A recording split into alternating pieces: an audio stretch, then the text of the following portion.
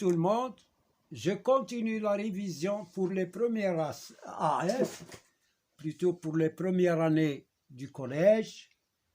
Je écrire sous la forme, exercice, écrire sous la forme d'une puissance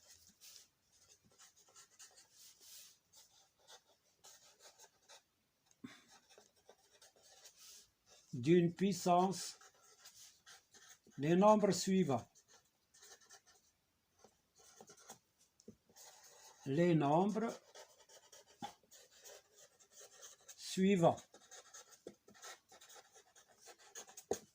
Alors, les nombres.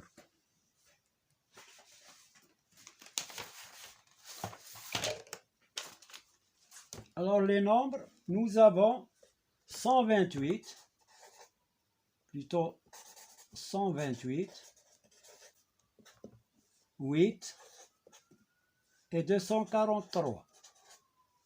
Alors, comment peut-on écrire ces nombres sous la forme d'une puissance? Et plutôt, j'ajoute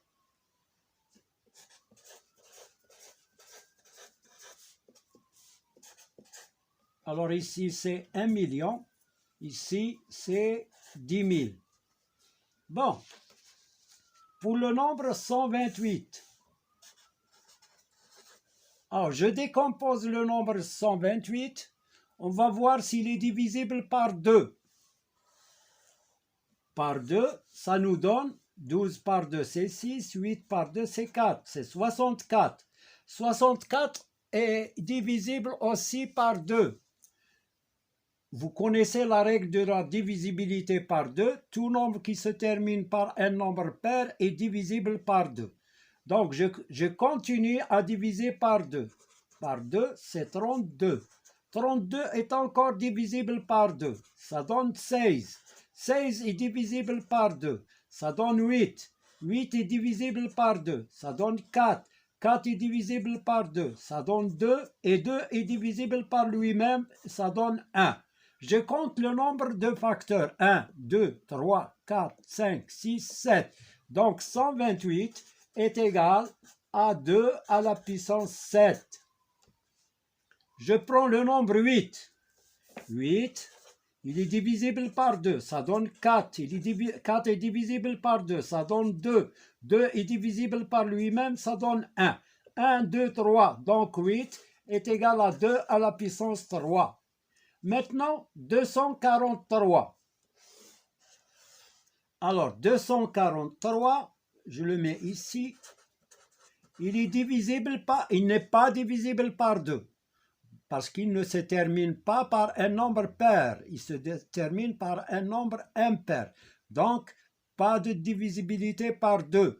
Je vais vérifier, est-ce qu'il est divisible par 3? 3 plus 4, c'est 7. 7 plus 2, c'est 9. La somme de ces chiffres est divisible par 3. Donc, je divise par 3. Alors, 24 divisé par 3, c'est 8. 3 divisé par 3, c'est 1. Donc, ça nous donne 81. 81 est aussi divisible par 3. 8 et 1, 9. Donc, je divise par 3. 8 divisé par 3, c'est 2. Il reste 2. 21 par 3, c'est 7. 27 est aussi divisible par 3. 7 et 2, 9. Donc, divisible par 3. Ça nous donne 9. Et 9, il est divisible par 3. Ça nous donne 3. 3 par 3, c'est 1. Donc, 243 s'écrit 1, 2, 3, 4, 5, 3. Donc, ça nous donne 3 à la puissance 5. Voilà, on a écrit ces nombres sous la forme d'une puissance. Maintenant, j'écris 1 million. 1 million, comme on l'a vu, les multiples de 10, je compte le nombre de zéros. Donc, 1 million, ça s'écrit 10 à la puissance et je compte le nombre de zéros. 1, 2, 3, 4, 5, 6. C'est 10 à la puissance 6. Voilà pour le nombre 1 million. Maintenant, pour le nombre 10 000. Alors, j'écris 10 Et je compte le nombre de zéros. 1, 2, 3, 4. C'est 10 à la puissance 4. Voilà pour comment écrire quelques nombres sous la forme d'une puissance. Alors, on va voir maintenant un autre exercice qui est la même question. Écrire, donc exercice, même question, écrit sous la forme d'une puissance de 10. Alors,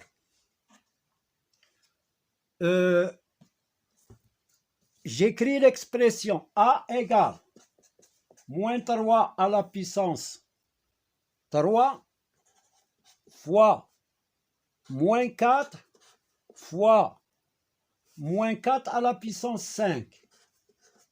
Ici, on applique la règle du produit de plusieurs puissances qui ont la même base.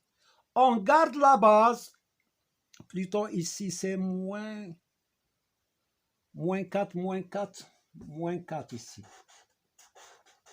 La même base. Donc, je conserve la même base et je fais la somme des exposants. Le nombre moins 4, il n'a pas d'exposant, donc il a l'exposant 1. Moins 4 à la puissance 1, c'est moins 4. Donc, j'écris moins 4 à la puissance 3 plus 1 plus 5 est égal à moins 4 à la puissance 5 et 1. 6 et 3, c'est 9. Voilà. Et cette puissance, elle est négative. Pourquoi? Si on veut supprimer les parenthèses, je mets moins 4 à la puissance 9. Pourquoi? Parce que l'exposant est impair. Quand l'exposant est impair et la base est négative, la puissance est négative. Je prends B. B est égal à moins 2 à la puissance 3, le tout au carré, fois moins 2 à la puissance 4, le tout à la puissance 3, égal. J'effectue ça d'abord. C'est moins 2 à la puissance 3 fois 2, c'est 6, fois, j'effectue ça, c'est moins 2 à la puissance 4 fois 3, c'est 12. Ici, pour le A, on a appliqué A à la puissance M fois A à la puissance N est égal à A à la puissance M plus N. On fait la somme des exposants, on garde la base et on fait la somme des exposants. Ici, c'est la puissance d'une puissance. On applique la règle A à la puissance M, le tout à la puissance N est égal à A à la puissance M fois N. Voilà. Donc, maintenant, j'applique la règle, la première règle. On garde la base et on fait la somme des exposants. 7 plus 12 est égal à moins 2 à la puissance 18. Et cette puissance est-elle positive ou négative? Elle est positive. Pourquoi? Parce que la base est négative et l'exposant est pair. Donc, je peux l'écrire 2 à la puissance 18. Bon, C égale 5 à la puissance 3 fois moins 2 à la puissance 3 fois 3 à la puissance 4. 3 à la puissance 3. On remarque que le produit de ces puissances-là, ils ont le même exposant, mais des bases différentes. Donc, je garde le même exposant, 3, et je fais le produit des bases. Est égal, 5 fois moins 2, moins 10. Moins 10 fois 3, c'est moins 30 à la puissance 3. Voilà le résultat. Alors, D égale. Alors, D égale 1 million fois 10 000 est égal. J'écris cette puissance, ce nombre sous forme d'une puissance de 10. 3, ça fait 6. Fois, ici, on a 4 zéros, je mets 10 et je mets à la puissance 4. Donc, pour les puissances de 10, je compte le nombre des zéros, j'écris 10 et je mets en haut, pour l'exposant, le nombre de zéros. 6, je mets 6. 4, je mets 4. Est égal, ici on est tombé sur la première règle. C'est le produit de deux puissances qui ont la même base. C'est je garde la base et je fais la somme des exposants. 7 plus 4, c'est 10. Donc est égal à 10 à la puissance 10. Je passe à une autre question.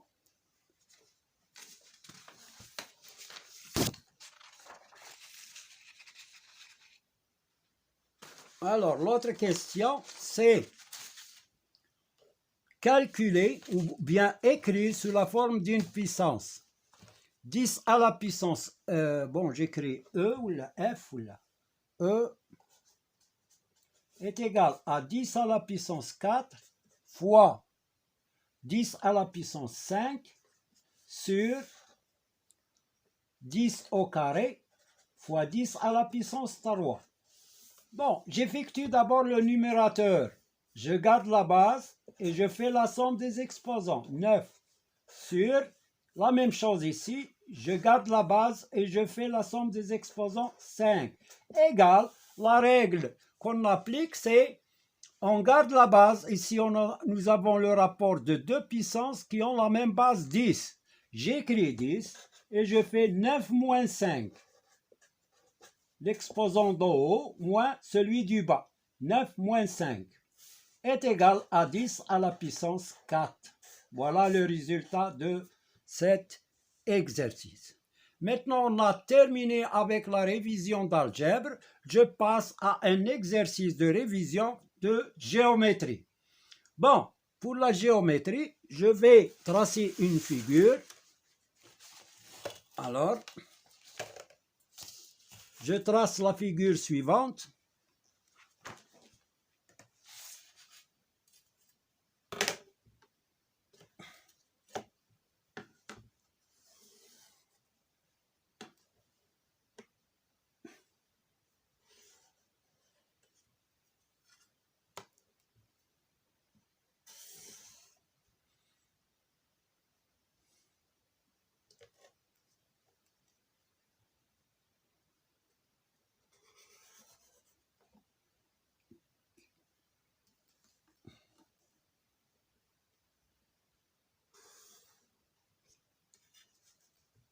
Je le trace à peu près. Hein.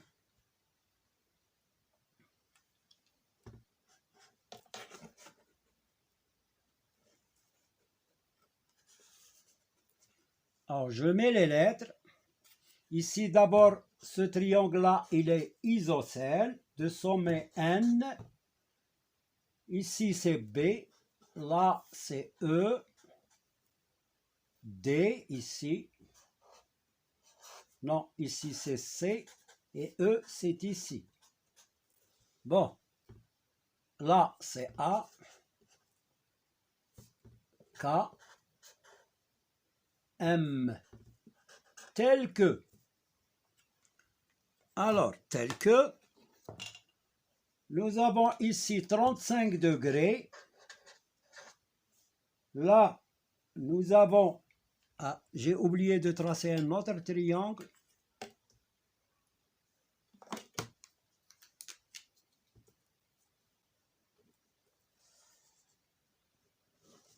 Voilà.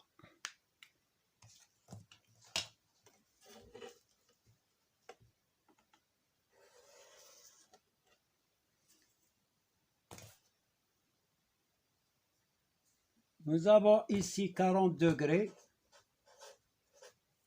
là 35, là c'est un triangle aussi isocèle.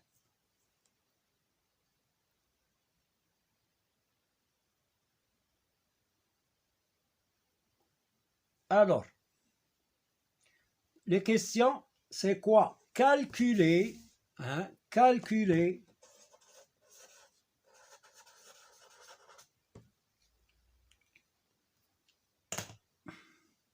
calculer ABC, la mesure de l'angle ABC, ensuite BAM ensuite ECD, ensuite AFC, ici F là, bon, AFC, NBC,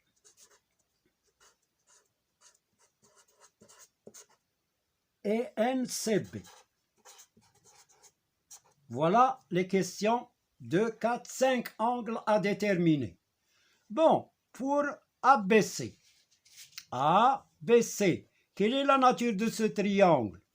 C'est un triangle rectangle isocèle. Donc les mesures de ces angles à la base, combien ils ont pour mesure? C'est 45.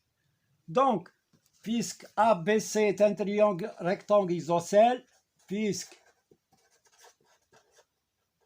ABC est un triangle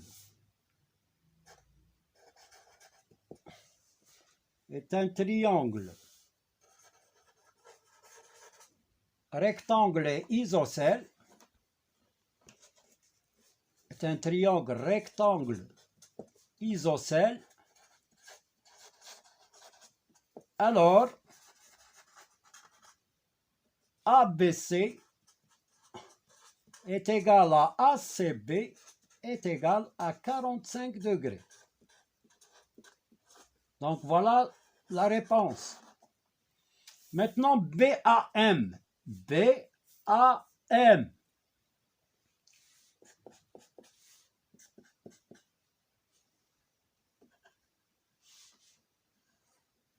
Alors pour BAM, nous avons ici BAK, c'est un angle droit. Et nous avons les angles KAM et MAB sont adjacents et complémentaires. Donc, cet angle-là est égal à 90 moins 35. On dit puisque KAM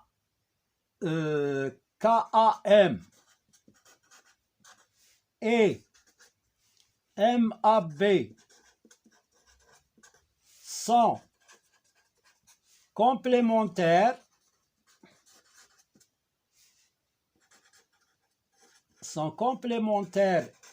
et adjacents,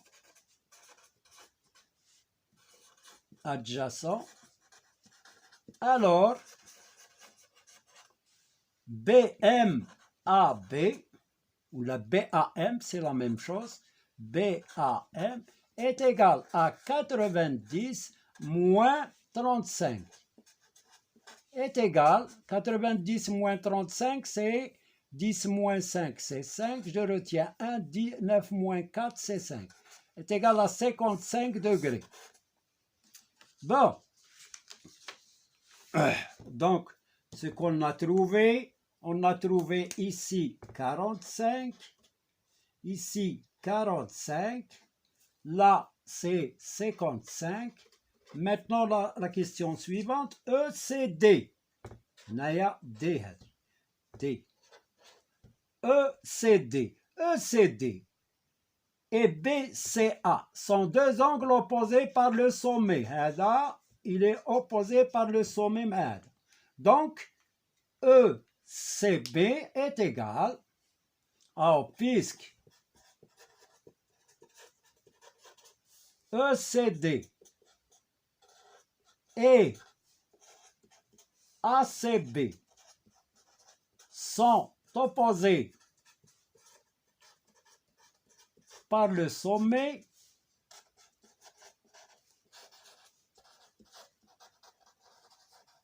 alors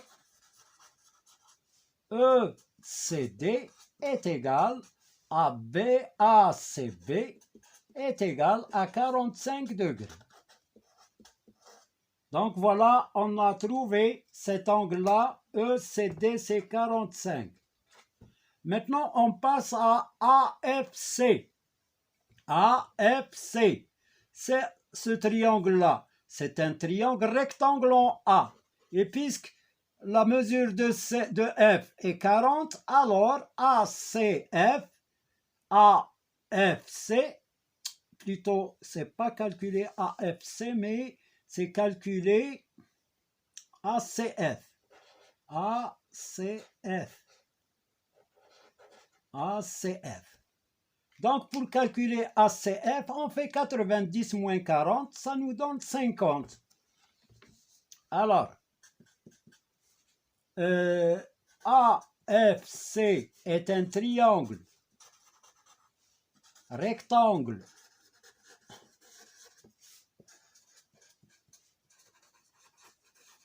en A et AFC est égal à 40, alors ACF est égal à 90 moins 40, qui est égal à 50. Voilà pour... Donc ici, on a trouvé ACF, c'est 50. Qu'est-ce qu'il nous reste? NBC. NBC, cet angle-là. Mais il nous faut un autre angle. Oui, c'est 36. Ici, j'ai oublié de mettre l'hypothèse que CNB est égal à 36 degrés. Sachant que CNB est égal à 36. Donc, si je veux calculer NBC, nous avons le triangle NBC est isocèle de sommet N. Donc, pour calculer B et C, alors, qu'est-ce qu'on fait? Puisque NBC est un triangle isocèle de sommet N, alors NBC est égal à NCB, parce que les angles à la base d'un triangle isocèle ont la même mesure. Donc, il est égal à 180 moins 36 divisé par 2. On fait ça. 180 moins 36. 180 moins 36 égale 10 moins 6, c'est 4. 8 moins 4, c'est 4. C'est 144 divisé par 2, 144. Et on divise par 2, 7, c'est 72. Donc, est égal à 72 degrés. Voilà pour cet exercice.